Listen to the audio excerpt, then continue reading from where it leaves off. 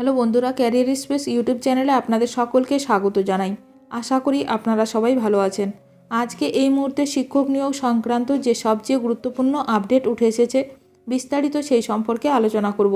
তাই ভিডিওটি অবশ্যই শেষ পর্যন্ত দেখবেন নিয়োগ সংক্রান্ত অনেক নতুন নতুন আপডেট পাওয়ার জন্য। বন্ধুরা, শিক্ষা সংক্রান্ত ও চাকরি সংক্রান্ত সমস্ত রকমের লেটেস্ট আপডেট আপনারা এই চ্যানেলে পাবেন। তাই চ্যানেলটি এখনই সাবস্ক্রাইব করে রাখবেন এবং পাশে থাকা বেল আইকনটিকে অবশ্যই প্রেস করে রাখবেন পরবর্তী সমস্ত রকম লেটেস্ট আপডেটগুলো সবার আগে পাওয়ার জন্য। ৩,৯২৯ শূন্য পদে শিক্ষক নিয়োগ নিয়ে প্রাক্তন বিচারপতি অভিজিতের নির্দেশ খারিজ, নতুন রায় সুপ্রিম কোর্টের। প্রাথমিকের শিক্ষক পদে ৩,৯২৯ শূন্য পদ নিয়ে প্রাক্তন বিচারপতি অভিজিৎ গঙ্গোপাধ্যায়ের নির্দেশ খারিজ করে দিল দেশের সর্বোচ্চ আদালত সুপ্রিম কোর্ট। নতুন রায় দিল সর্বোচ্চ আদালত। 2014 সালের প্রাথমিক টেটের ভিত্তিতে 2016 এবং 2020 সালে দুটি নিয়োগ প্রক্রিয়া সম্পন্ন হয়েছিল। তাতে ৩,৯২৯টি পদ খালি রয়ে যায়। সেই পদগুলিতে নিয়োগ নিয়ে নতুন রায় দিল সুপ্রিম কোর্ট।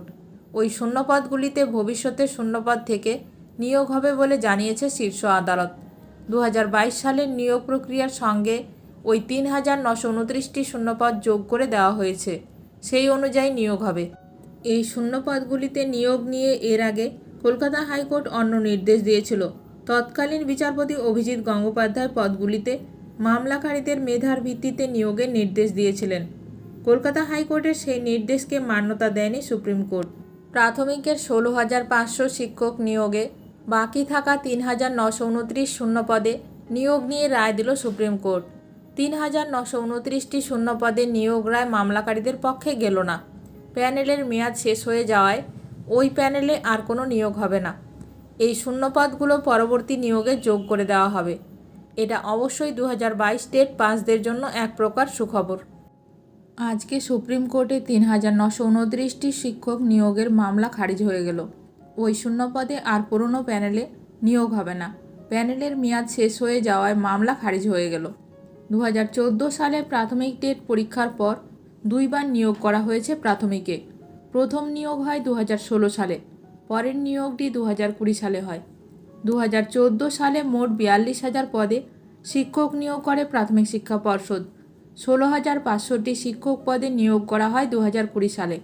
কিন্তু দেখা যায় 2020 সালে নিয়োগের পরেও খালি পড়ে রয়েছে প্রায় ৩,৯২৯টি পদ। এই অভিযোগটি নিয়ে প্রায় 4,000-এর কাছাকাছি পরীক্ষার্থী মামলা করে কলকাতা হাইকোর্টে। ভিডিওটি ভালো লাগলে অবশ্যই লাইক করবেন। আজকের ভিডিওটি এখানেই শেষ করলাম। নতুন কোনো আপডেট নিয়ে দেখা হবে নেক্সট ভিডিওতে।